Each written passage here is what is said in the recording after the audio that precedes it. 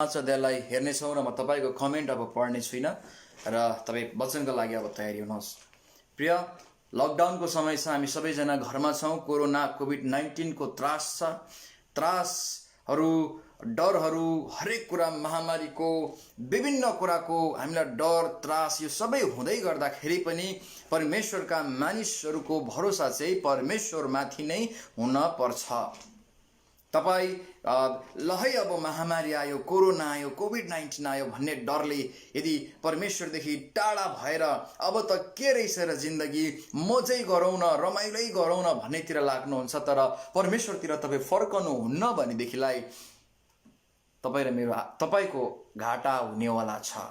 अनि त्यो घाटा चाहिँ 2-4 हजारको घाटा होइन, शरीरको पैसाको घाटा होइन, तर डरलाग्दो घाटा हुनेवाला छ। अनि त्यो नहुनका लागि आज जुन परिस्थितिमा संसार छ, यतिखेर वचनले भन्छ तिमीहरू चाहिँ मेरो नजिक आओ, तिमीहरूका हृदय फटाएर आओ, ओठ मात्र होइन तर तिमीहरूको हृदय लिएर आओ मेरो सामुमा। हालेलुया, हालेलुया। र यो सबै परिस्थितिहरूको बिचमा पनि परमेश्वर भन्नुहुन्छ, ढोका थुनेर भित्र बसेर परमेश्वर खोज्नेहरूलाई चाहिँ आज म खोज्दैछु। प्रिय, एउटा के छ भनेदेखिलाई म विरोधी होइन, कुनै पनि सोसियल मिडियाको म विरोधी होइन, मलाई माफ गर्नुहोस्, विरोधी नसम्झनुहोस्। तर जुन टिकटक आइरहेको छ, टिकटकमा मान्छे यति बिघ्न सेलिब्रिटी भइरहेको छ, फेमस भइरहेको छ, गर्ने काम नगर्ने काम, नैतिक काम अनैतिक कामतिर मान्छे यति बिघ्न लागेको छ। यो कुरोले चाहिँ परमेश्वरदेखि धेरैलाई टाढा टाढा टाढा टाढा लाँदैछ। अब परमेश्वरसँग एक्लै समय बिताएर हुर्किएको छोरा छोरी परिपक्व हुने कुरा भन्दा मान्छेलाई फेमस सेलिब्रिटी हुने र आफू माथि हुने कुरामा संसारले आज बोलाउँदैछ। अनि थुप्रो प्रभुका छोराछोरीहरू त्यही कुरा मलमलिरहेको छ। लकडाउनको समय चाहिँ हामीलाई सेलिब्रिटी हुनलाई, हाम्रा आफ्ना कुरालाई हामी आफू माथि हुनका लागि होइन, तर यो चाहिँ तपाईँ परमेश्वरसँग तयारी हुने समय हो। अनि म तपाईँको निम्ति आज यस्तै तपाईँलाई तयार गर्ने एउटा शक्तिशाली रहस्यको कुरा भन्नेवाला छु। तपाईँ तयार हुनुहोस्। तपाईँ यो वचनलाई लाइभ भइसकेपछि यो न्यू लाइफ फेलोशिप फेसबुक पेजमा सेभ हुन्छ र तपाईँले यो वचनलाई पिटर दर्नाल सर्च गरेर युट्युबमा पनि फेरि पाउनुहुनेछ। तपाईँले डाउनलोड गरेर बारम्बार सुन्नुहोला।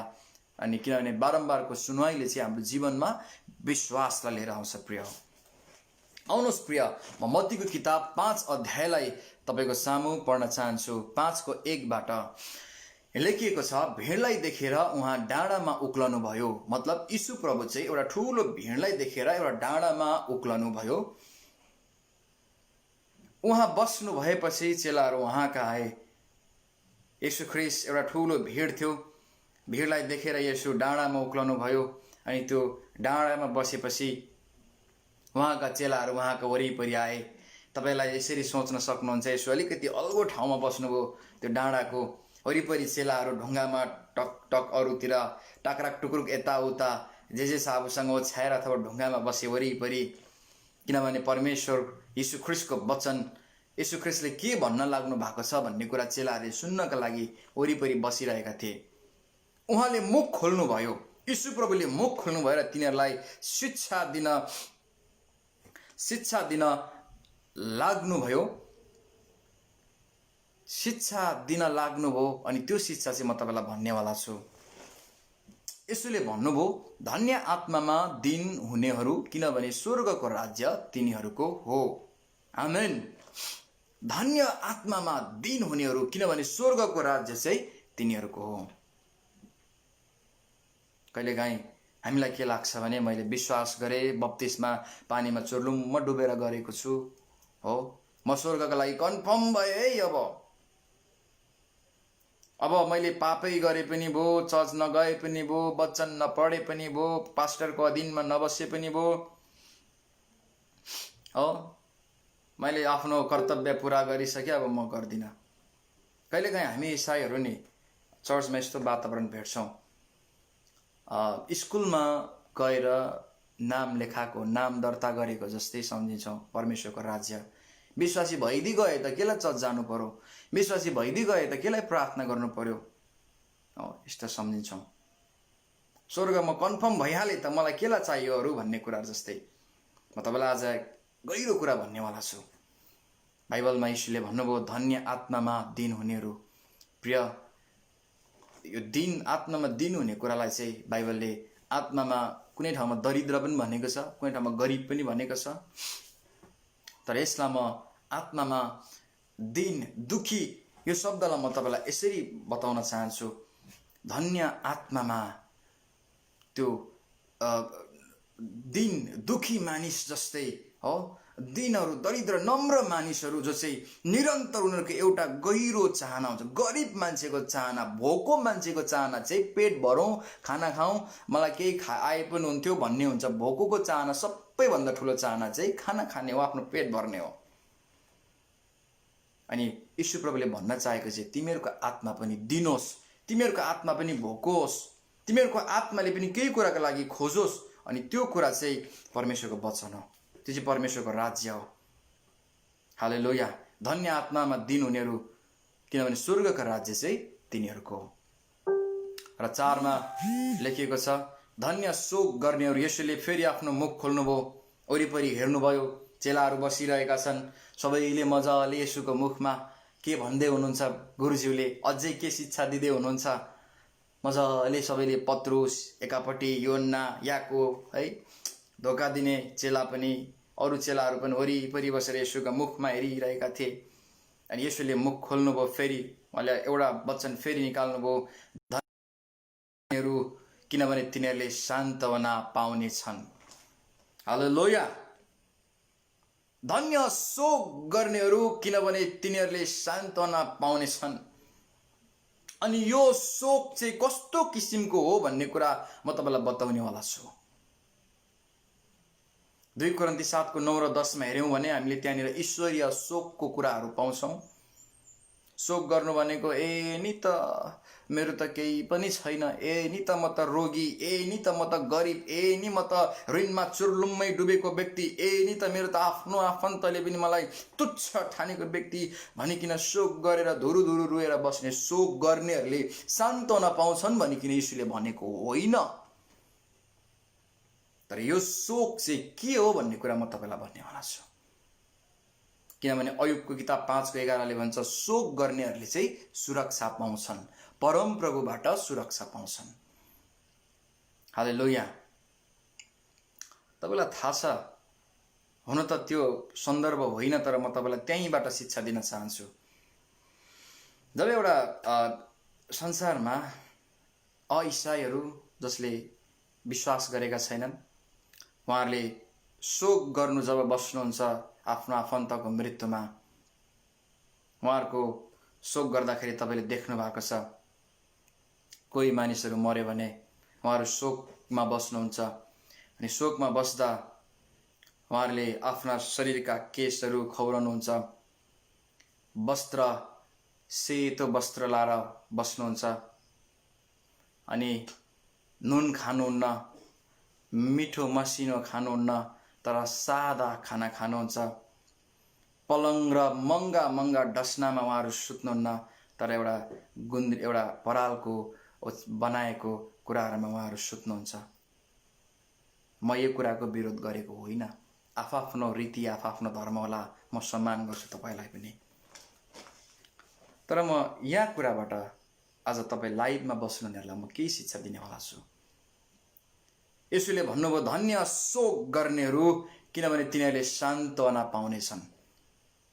हेर्नुहोस् है, प्रभु यीशुको केही चाहिँ यहाँनिर प्रभुले के कुरा हामीलाई जनाउँदै हुनुहुन्छ भने तिमीहरू शोक गर्ने मान्छेहरू जस्तै हो, तर त्यसलाई स्पिरिचुअलिटी रूपमा, आत्मिकी रूपमा तिमीहरूले बुझ्न जरुरी छ।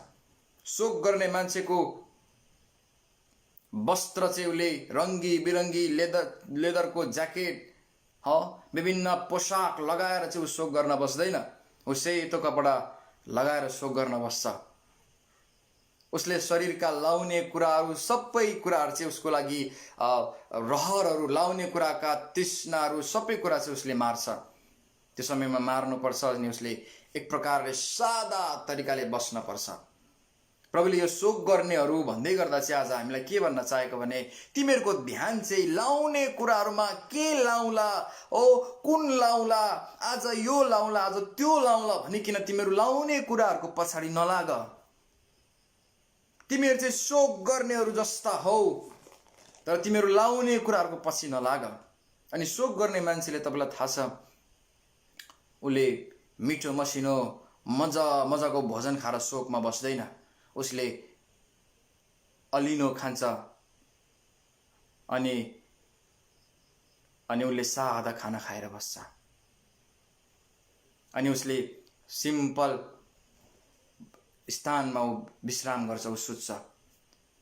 शोक गर्नेहरू भन्दै गर्दा प्रभु यीशुले के कुरा भन्दै हुनुहुन्छ भने तिमीहरू चाहिँ खाने कुरामा, लाउने कुरामा, बस्ने कुरामा तिमीहरूको ध्यान नहोस्।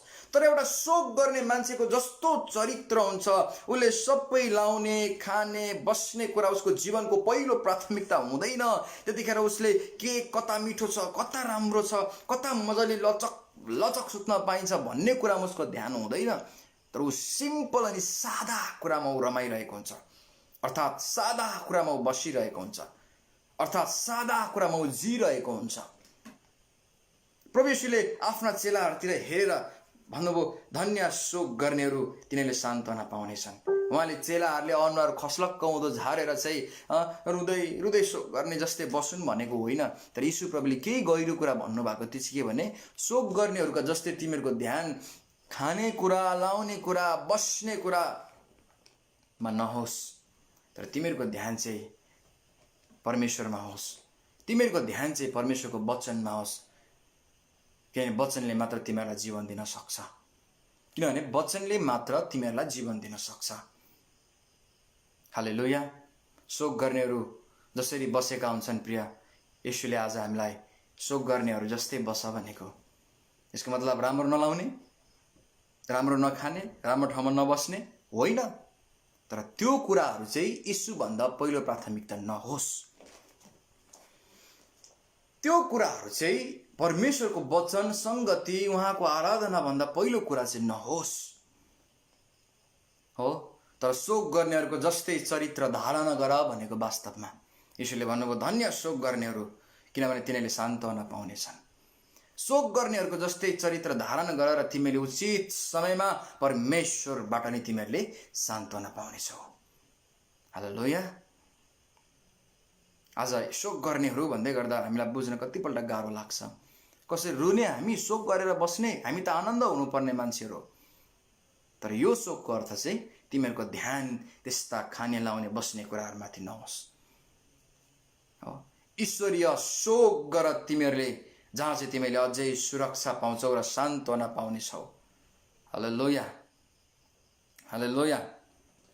अनि येशूले चेलाहरू बसिरहेका छन्, फेरि येशूले आफ्नो मुख खोल्नुभयो अनि उहाँले यसरी भन्नुभयो, धन्य नम्रहरू, किनभने तिनीहरूले पृथ्वीको अधिकार पाउनेछन्।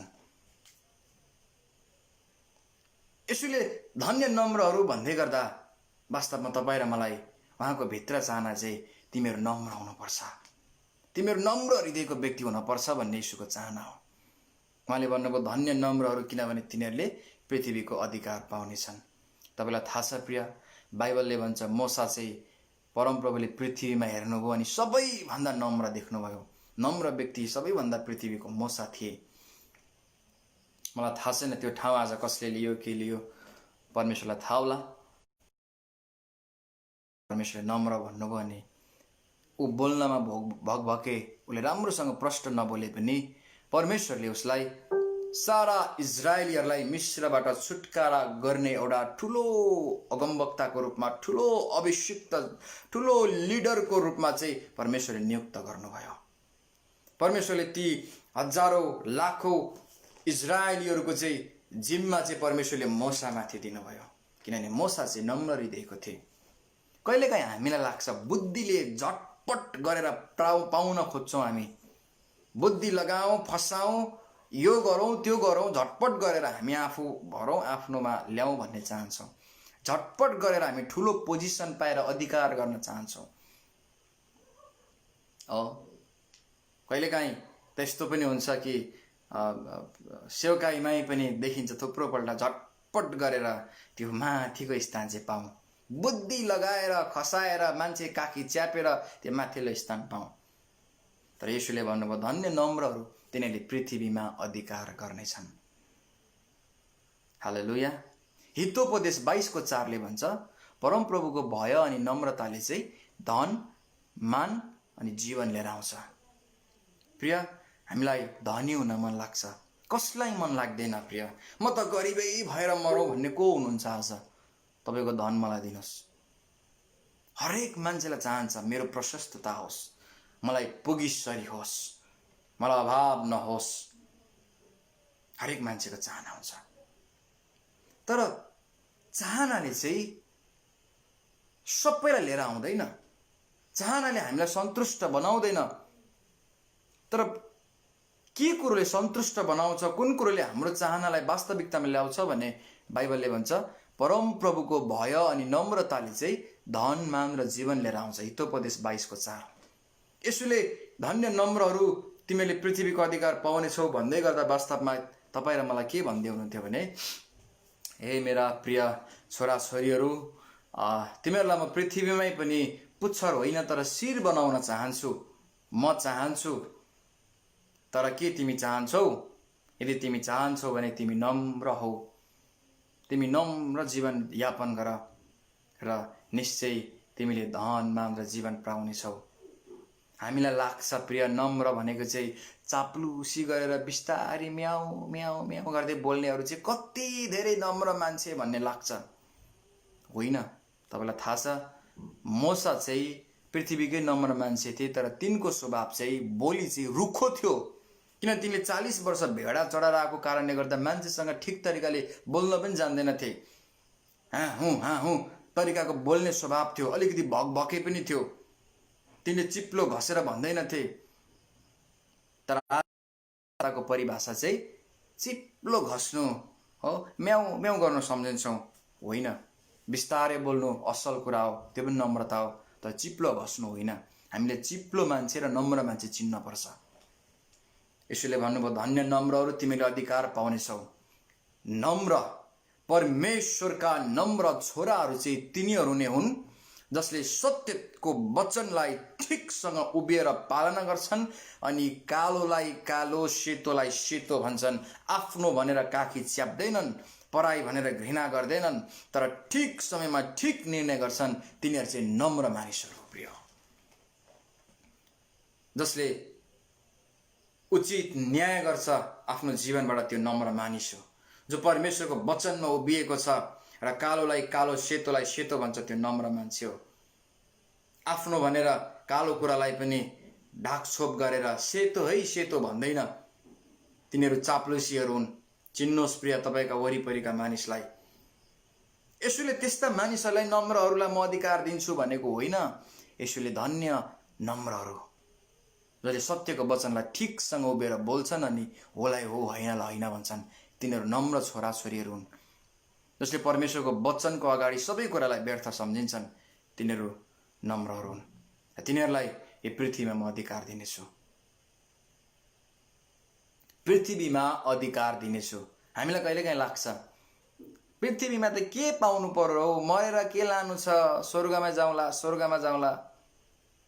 प्रिय, जो धर्मी हुन चाहन्छ नि आफ्नो कामले, त्यस्तो मान्छेले धेरै कुरा गर्छ। म स्वर्गमै होला, पृथ्वीमा त केही नहोस्, पृथ्वीमा केही नहोस्।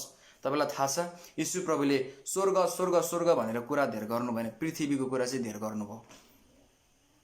उहाँले स्वर्गमा तपाईँको इच्छा जस्तै पृथ्वीमा पुरा होस् भन्नुभयो। बुझ्नुभयो? हामी सबै स्वर्ग जानुपर्छ, मरेर म तिमीलाई स्वर्ग लान लागेको, स्वर्गमा हाम्रो यस्तो त्यस्तो त्यस्तो। उहाँले त्यस्तो कुरा धेर गर्नु भएन। तर उहाँले भन्नुभयो पिता स्वर्गमा तपाईँको इच्छा जस्तै पृथ्वीमा पुरा होस्। किनभने हुर्किएका छोराहरू चाहिँ परमेश्वरका पुजारीहरू पनि हुन् अनि राजाहरू पनि हुन्। राजाको हैसियतमा तिनीहरूले पृथ्वीमा नै अधिकार गर्नेछन्, किनभने तिनीहरू नम्र छोराहरू हुन्। तिनीहरूले अधिकार प्राप्त गर्नेछन्। हालेलुया। तपाईँ कुन क्षेत्रमा हुनुहुन्छ? ईश्वरीय बुद्धिलाई माग्नुहोस्, प्रार्थना गर्नुहोस्, आफूले आफूलाई नम्र बनाउनुहोस्, तपाईँको अभिषिक्त जनको अगाडि झुक्नुहोस्। म पनि केही त हो नि, मैले पनि केही त जानेको छु नि, 2-4वटा शब्द मैले पनि ज्यादै जानेको छु नि भन्ने अहम्तालाई नबोक्नुहोस्। तपाईँको अभिषिक्त जनको अगाडि झुक्नुहोस्, नम्रतामा आउनुहोस् अनि भन्नुहोस्, प्रभु म हराए पनि तपाईँ चाहिँ मदेखि माथि आउनुहोस्। मान्छेले मलाई नदेखे पनि तपाईँलाई चाहिँ देखुन्, मान्छेले मेरो जीवनको प्रशंसा नगरे पनि प्रभु तपाईँलाई चाहिँ खोजुन्। यो नम्रतामा जब तपाईँ आउनुहुन्छ अनि बाइबलले भन्छ पृथ्वीमा तपाईँले अधिकार प्राप्त गर्नुहुनेछ। हालेलुया। तपाईँले पृथ्वीमा अधिकार पाउनुहुन्छ प्रिय, पृथ्वीमै अधिकार। तपाईँ पृथ्वीमै राजाको जिन्दगी जिउनुहुन्छ, पृथ्वीमै स्वर्गमा राजा जस्तै जिउन प्रभुले बोलाएको होइन। स्वर्गमा त महाराज एउटा हुनुहुन्छ, महिमाको महाराजा हुनुहुन्छ। त्यो पृथ्वीमा तपाईँ राजा जस्तै जिउनु भने चाहिँ यसुले भन्नुभयो आफ्नो चेलाहरूतिर हेरेर, सबैजना बसिरहेका छन्, वा डाँडामा हुनुहुन्छ, धन्य नम्रहरू किनभने तिनीहरूले पृथ्वीको अधिकार पाउनेछन्। यसुको भित्र चाहना चाहिँ चेलाहरूलाई, चेला हो तिमीहरू नम्र मान्छे भएर अधिकार गर है भनेको। प्रभुको चाहना चाहिँ तपाईँ र मलाई तिमीहरू चाहिँ नम्र मानिस भएर तिमीहरूले पृथ्वीमा अधिकार गर, किनभने मेरो चाहना चाहिँ तिमीहरूलाई पुच्छर बनाउने होइन, तिमीहरूलाई शिर बनाउने हो। अनि मेरो चाहनाले मात्र हुँदैन, तिमीहरू घमण्डी, हट्टी, ईर्ष्या भएका मानिसहरू हुन्छौ भने तिमीहरूलाई म शिर बनाउन सक्दिनँ, तर तिमीहरू नम्र हुन्छौ भने तिमीहरूलाई म तिमीहरूको जीवनका हरेक कुरामा शिर बनाउन सक्छु। प्रभुले भन्नुभयो तिमीहरू नम्र हौ, पृथ्वीको अधिकार तिमीले प्राप्त गर्नेछौ। हालेलुया। चेलाहरू बसिरहेका थिए, फेरि यसुले हेर्नुभयो वरिपरि, आफ्नो मुख खोल्नुभयो। 6 पदमा लेखिएको छ मत्ती 6 को। उहाँले भन्नुभयो धन्य धार्मिकताको निम्ति भोकाउने र तिर्खाउनेहरू, किनभने तिनीहरू तृप्त हुनेछन्। हालेलुया, हालेलुया। प्रिय, तृप्त चाहिँ त्यो हुन्छ परमेश्वरको राज्यमा जसले भोक राख्छ, जसले तिर्खा राख्छ। कुरा बुझ्दै हुनुहुन्छ? परमेश्वरले तीहरूलाई नै उहाँका आत्मिकी खदिलो मनले तृप्त गर्नुहुन्छ, जोहरूको हृदय चाहिँ भोको छ। यीशु प्रभुले चाहिँ आएर काँधमा उठ, वचन खा, उठ, प्रार्थना गर, उठ, आराधना गर भन्ने कुरा गर्नुहुन्न। तपाईँको इच्छाको गलत इच्छा होस्, जे होस्, उहाँले कदर गरेर चुप मौन बस्नुहुन्छ परमेश्वर, अनि तपाईँले सही गर्ने निर्णयलाई पर्खिनुहुन्छ। हालेलुया, हालेलुया। यसैले भन्नुभयो धन्य धार्मिकताको निम्ति भोकाउने र तिर्खाउनेहरू। प्रिय, यो लकडाउनको समय छ, सबै क्वारेन्टाइनमा छन्। कतिजना तपाईँ र हामी पर्सनल क्वारेन्टाइनमै छौँ, हामी पनि हो। अनि यो घर घरमा हामी बस्दै गर्दा, यो महामारीको बिचमा हुँदै गर्दा कति डरले, त्रासले के भइरहेको होलान्। तर म तपाईँलाई भन्छु, तपाईँलाई म एउटा कुराले उत्साह दिन चाहन्छु, परमेश्वर चाहनुहुन्छ यी सबै खराब परिस्थितिहरूको बिचमा पनि परमेश्वरले आज भोक र तृष्णा भएका मान्छेहरूलाई चाहिँ खोज्दै हुनुहुन्छ।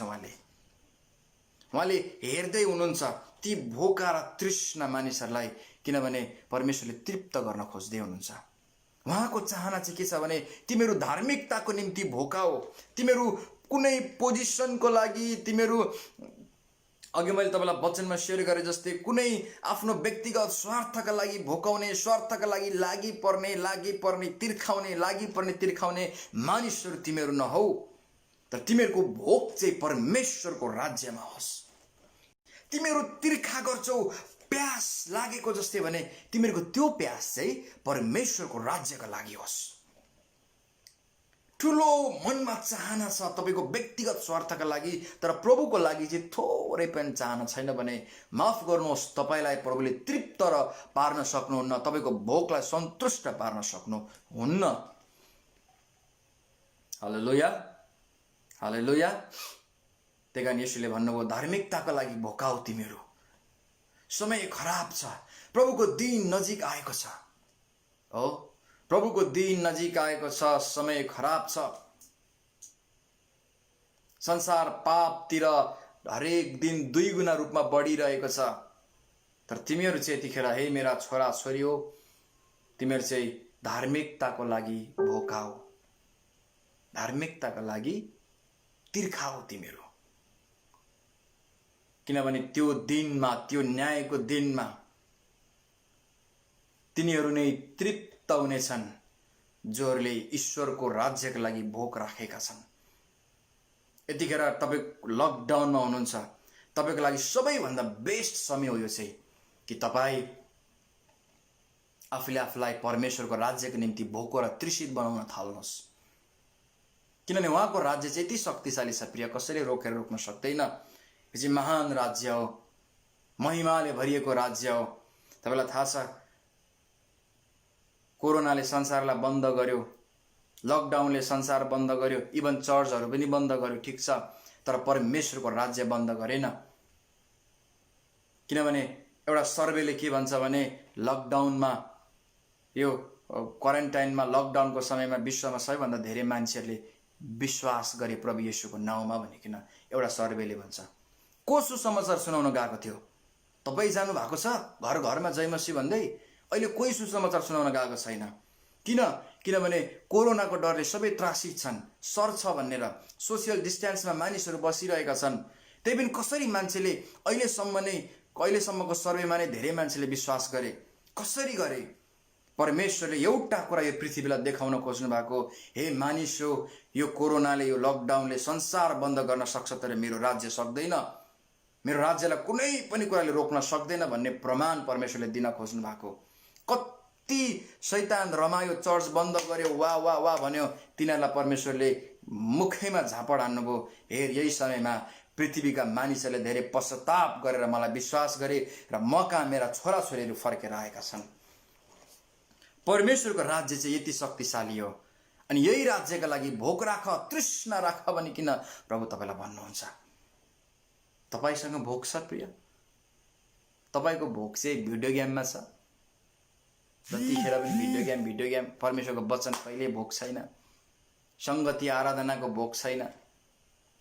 टिकटकमा भोक छ तपाईँको, सेलिब्रिटी हुने कुरामा भोक छ, घुमिहिँड्ने कुरामा भोक छ भने तपाईँ माफ गर्नुहोस्, त्यो दिनमा तपाईँ तृप्त हुनुहुन्न, पछुतो लाग्छ। त्यो दिनमा तपाईँको भोक चाहिँ सन्तुष्ट हुँदैन। त्यही कारण येशूले भन्नुभयो आफ्नो चेलाहरूलाई हेरेर, धन्य धार्मिकताको निम्ति भोकाउनेहरू, तिमीहरू तृप्त हुनेछौ भनेको चाहिँ तपाईँ र मलाई हो। यो सबै परिस्थितिहरूमा तिमीहरूको पहिलो भोक चाहिँ परमेश्वरको भजन वचनको होस्, परमेश्वरको राज्यको होस्। हबकुकले चाहिँ दाखको बोटमा फल नलागे पनि मेरो पहिलो भोक चाहिँ फल होइन, तपाईँको राज्य हो। मेरो जीवनमा सुधार नभए पनि मेरो पहिलो भोक चाहिँ मेरो जीवनमा आर्थिक आशिष आउला, यो आउला भन्ने होइन, मेरो पहिलो भोक चाहिँ परमेश्वरको राज्य हो।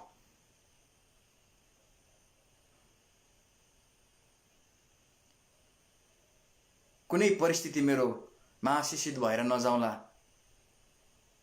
त्यही पनि मेरो पहिलो भोक चाहिँ पिता तपाईँको राज्य हो। आज यस्ता छोराछोरीहरूलाई, यस्ता हुर्किएका पुत्रहरूलाई, हुर्किएका परिपक्व छोराछोरीहरूलाई परमेश्वरले खोज्दै हुनुहुन्छ। अनि जतिजनाले मलाई हेर्दै हुनुहुन्छ, म तपाईँलाई उत्साह दिन चाहन्छु, तपाईँको पहिलो भोक परमेश्वरको राज्य होस्, अनि तपाईँ तृप्त हुनेवाला हुनुहुन्छ। तृप्त पार्ने चाहिँ जीवित प्रभु येशू ख्रीष्ट हुनुहुन्छ। आमेन। येशूले फेरि आफ्नो मुख खोल्नुभयो। चेलाहरू बसिरहेका छन्, वरिपरि उहाँको वचन सुन्दै बसिरहेका छन्। अनि उहाँले 7 पदमा, मत्ती 5को 7 पदमा आएर भन्नुभयो, धन्य दयावन्तहरू, किनभने तिनीहरूले दया पाउनेछन्। धन्य दया गर्ने मान्छेहरू, तिमीहरूले दया पाउनेछौ। बाइबलले भन्छ, भलाइ गर्न जानेर पनि गरेनौ भने तिमीले पाप गर्यौ। हालेलुया। यीशु ख्रीष्टको चाहना चाहिँ नि तिमी दयावान व्यक्ति हौ। जसरी परमेश्वरले तिमीहरूलाई दया गरेर मलाई पठाउनु भयो, त्यसरी नै तिमीहरू पनि दयावन्त हौ। तपाईँलाई एउटा सानो घटना भन्छु। पुरानो करारमा एलिसा भन्ने अगमवक्ता हुनुहुन्छ। एलिसा भन्ने अगमवक्ता जब यात्रामा निस्कनुहुन्थ्यो, परमेश्वरको आवाजलाई सुनेर यात्राबाट निस्किने क्रममा त्यो यात्राको बिचमा बाटोमा एउटा ठाउँमा आइपुग्दा एउटा घर थियो, सुनम्मी भन्ने एउटा स्त्रीको घर थियो। अनि जब जब परमेश्वरको जन त्यो बाटो भएर जान्थे, अनि उसले परमेश्वरको जनलाई आदर गर्थिन्, खाना खुवाउँथिन् बोलाएर। परमेश्वरको जन त्यो घरमा बास बस्नुहुन्थ्यो। अनि सुनम्मी स्त्रीले परमेश्वरको जनलाई यति धेरै आदर गरेर उसले दया देखाउँछ। अब भने म परमेश्वरको जनको लागि मेरो घरको कौसीमा एउटा कोठा बनाइदिन्छु। जब जब म यात्रा गरेर आउनुहुन्छ उहाँ त्यही कोठामा बस्नुहुन्छ, उहाँको आफ्नै कोठा बनाइदिन्छु र उहाँलाई एउटा टेबल पनि म राखिदिन्छु भनिकन त्यो स्त्रीले परमेश्वरको जनलाई दया देखाउँछिन्। अनि निश्चय नै स्त्रीले साँच्चै नै परमेश्वरको जनलाई आदर गरेर जुन दया देखाउँछिन्, उसले परमेश्वरको जनको लागि आफ्नो घरको कौसीमा एउटा कोठा बनाइदिन्छन्। अनि जब जब परमेश्वरको जन यात्रामा निस्कनुहुन्छ त्यो कोठामा, त्यो कौसीमा बस्नुहुन्छ। एक दिनको घटना हो, त्यहाँ त्यस्तै घटना छ। म तपाईँलाई लामो भन्न चाहन्न, तर सुनम्य स्त्री जसले आदर गरिन् त्यो स्त्रीको बच्चा हुँदैन, उनी बाँझो हुन्छन्। तर परमेश्वरको जनले एक दिन अगमबाडी गर्नुहुन्छ, प्रार्थना गर्नुहुन्छ, अनि त्यो स्त्रीको बाँझो वर्षौँदेखिको बाँझो कोख चाहिँ खोलिन्छ अनि उसको जीवनमा छोरो हुन्छ। पछि गएर घटना भएको छ, उसको छोरोको मृत्यु भयो, फेरि पनि परमेश्वरको जनद्वारा जीवित भएको छ। तर मैले तपाईँलाई भन्न चाहेको कुरा चाहिँ त्यो स्त्रीले परमेश्वरको जनलाई आदर गरेर दया देखाइन्, उसको घरको छतमा कौसीमा उसले आफ्नो कोठा बनाइन् परमेश्वरको जनको लागि। उसको जीवनमा भएका वर्षौँदेखिको बाँझो कोख चाहिँ खोलिन्छ। उसले परमेश्वरबाट दया पाउँछिन् किनभने स्त्रीले पहिला दया देखाइन्। यसुले भन्नुहुन्छ तिमी दयावन्त हौ, तिमी दयावन्त हौ अनि तिमीले पनि दया पाउनेछौ। परमेश्वरले तपाईँलाई आज तपाईँको थुप्रो कुरामा, तपाईँको आर्थिक कुरामा, तपाईँको ऋणको समस्या होला, तपाईँको शरीरको समस्या होला, कतिवटा कुरामा तपाईँलाई दया गर्न चाहनुहुन्छ। तर धेरैपल्ट ईश्वरीय दयालाई प्राप्त गर्दैनौँ किनभने हामी भने यति क्रूर हुन्छौँ, कसैलाई दया गर्न सक्दैनौँ। तर यीशु ख्रिस्टले आफ्नो चेलाहरूतिर हेर्दै भन्नुभयो मत्ती 5:7 धन्य दयावन्तहरू तिनीहरूले पनि दया पाउनेछन्। हे मेरो चेला हो, हे मेरा छोराहरू हो, तिमीहरू चाहिँ दया गर्ने मानिसहरू हुनु अनि ईश्वरीय दया चाहिँ तिमीहरूमा बगेर आउँछ। तिमीहरू आफै दयावन्त भएनौ भने ईश्वरीय दया तिमीहरूमा बगेर आउन सक्दैन। क्रूर मानिसमा ईश्वरीय दया प्रवेश गर्न सक्दैन। सुनम्य स्त्रीले परमेश्वरको जनलाई आदर गरेर दया गरिन् र उसको जीवनमा पनि दया, ईश्वरीय दया आयो र वर्षौँदेखिको बाँझो कोख चाहिँ खोलियो। परमेश्वर तपाईँलाई दया गर्न चाहनुहुन्छ, तपाईँको आर्थिकमा दया गर्न चाहनुहुन्छ, तपाईँको शरीरमा रोग होला, तपाईँको परिवारमा कतिवटा समस्या होला, ईश्वरीय दया त्यहाँ प्रवेश गर्न चाहन्छ। तर तपाईँले कसैलाई दया नगरेको कारणले सायद बन्द भएको हुनसक्छ। आफैलाई जाँच्नुहोस् अनि यतिखेर ईश्वरीय वचनमा आफूलाई ढाल्नुहोस् र दयावन्त परमेश्वरका हुर्किएका दयावन्त छोरा अनि छोरी हुने प्रयत्न गर्नुहोस्। हालेलुया।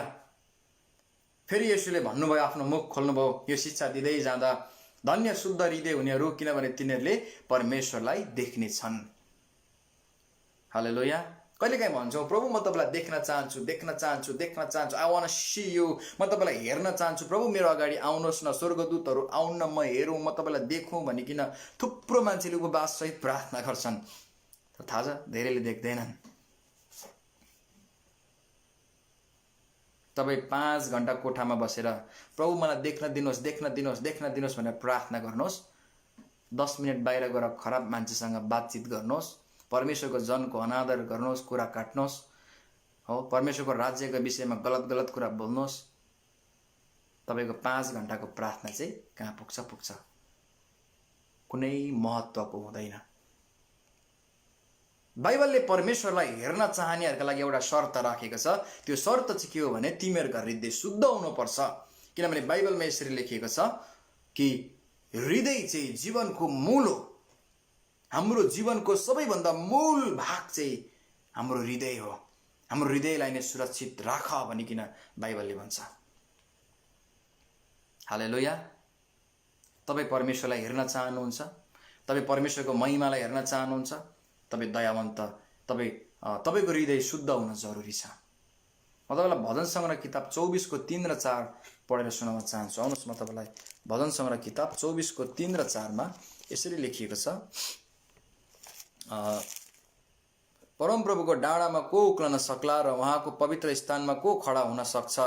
त्यही नै जसको हात निर्दोष छ र जसको हृदय निर्मल छ, जसले आफ्नो मनलाई मूर्तितिर लगाएको छैन र जसले झुटो कुरामाथि शपथ खाँदैन।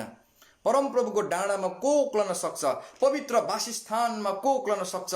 परमप्रभुको डाँडामा के छ? त्यहाँ परमेश्वरको उपस्थिति छ। परमप्रभुको डाँडामा के छ? त्यहाँ परमेश्वरको महिमा छ। महिमा र उपस्थितिको ठाउँमा को उक्लन सक्छ? जसको हृदय चाहिँ निर्मल छ, जसको हृदय चाहिँ शुद्ध छ। हालेलुया।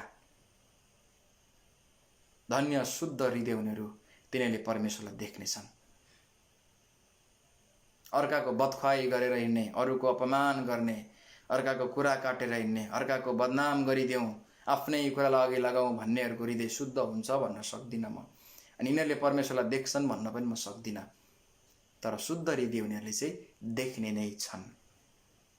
100% जसको हृदय शुद्ध छ त्यसले परमेश्वरलाई देख्छ। त्यसले परमेश्वरको महिमा आफ्नो जीवनमा देख्छ।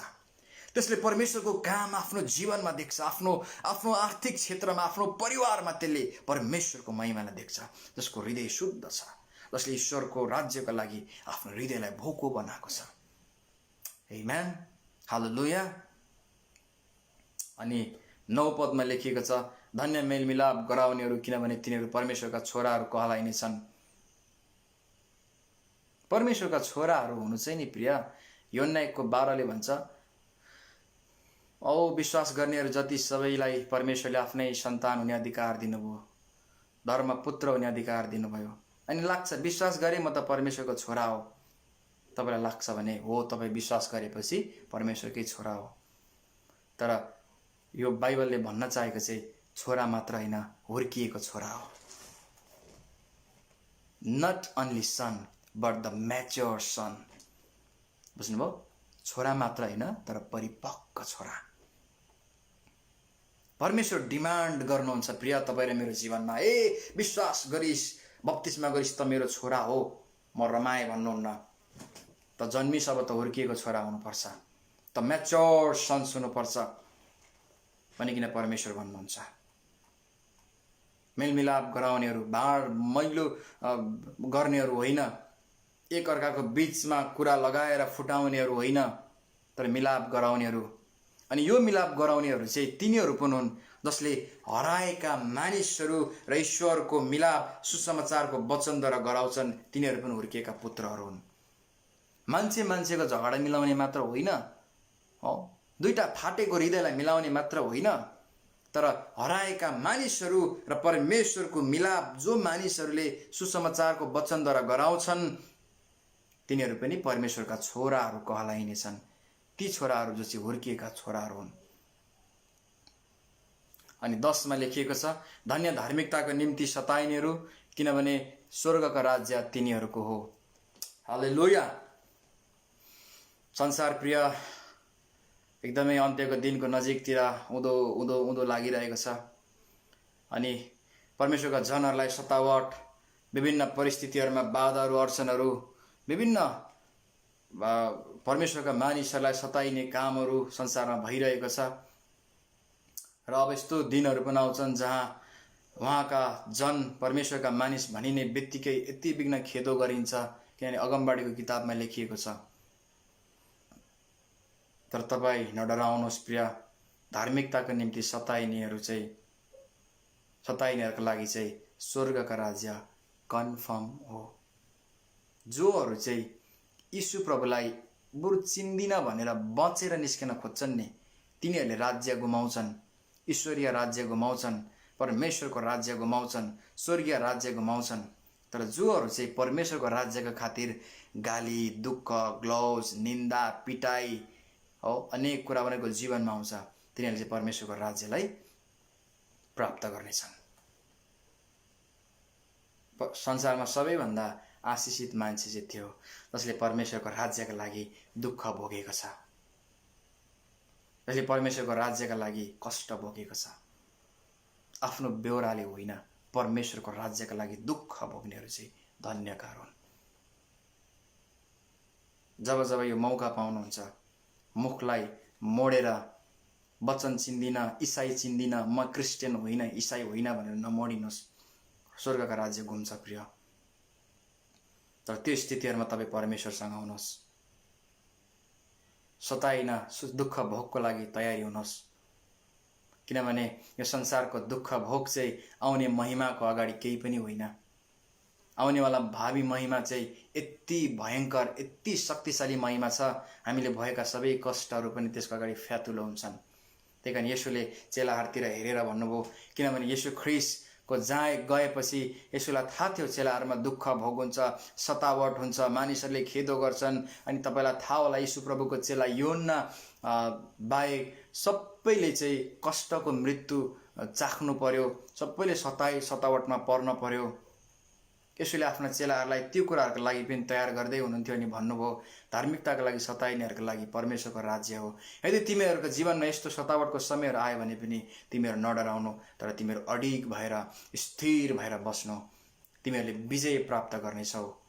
हो, तिमीहरूले स्वर्गको राज्य, परमेश्वरको राज्यलाई प्राप्त गर्नेछौ। हालेलुया, हालेलुया। परमेश्वरलाई धन्यवाद होस् यो वचनबाट। मैले आज तपाईलाई भन्न चाहेको कुराहरू मत्तीको किताब 5को 3देखि 10सम्म मैले तपाईलाई भने। यो वचनलाई तपाईले फेरि पनि सुन्नुहोस्।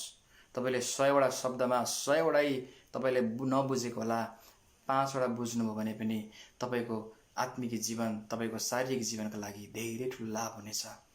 जब जब उहाँको वचनको हामी उच्चारण गर्छौँ, हाम्रो मुखले प्रिय, त्यो वचनले त्यत्तिकै फर्कदैन, 100 गुणा फल लिएर आउँछ। तपाईको जीवनमा पनि 100 गुणा फल लिएर आउनेछ, मेरो विश्वास छ। त्यही कारण तपाईको भोग धार्मिकताको निम्ति होस्। तपाई शोक गर्नेहरू जस्तै भएर परमेश्वरको राज्यतिर हेर्नुहोस्। सतावटमा पर्नका लागि पनि ईश्वरलाई नै चिन्दिन नभन्नुहोस्, तर सतावटको लागि तयारी हुनुहोस्। हो, आफ्नो हृदयलाई शुद्ध गर्नुहोस्। तपाईले परमेश्वर आफ्नो जीवनका हरेक क्षेत्रमा देख्नुहुनेछ। दयावन्त हुनुहोस्, उहाँको महिमित दया तपाईको जीवनमा बगी आउनेछ। धार्मिकताको निम्ति भोकाउनुहोस्। तपाईको भोग तपाईको घरको लागि, के को लागि नराख्नुहोस्। अब समय छैन प्रिय। तपाईको भोग चाहिँ अझै पनि त्यो गरौँला अनि फेरि प्रभुमा आउला, अझै पनि त्यो गरौँला अनि आत्मिक जीवन जिउँला, होइन।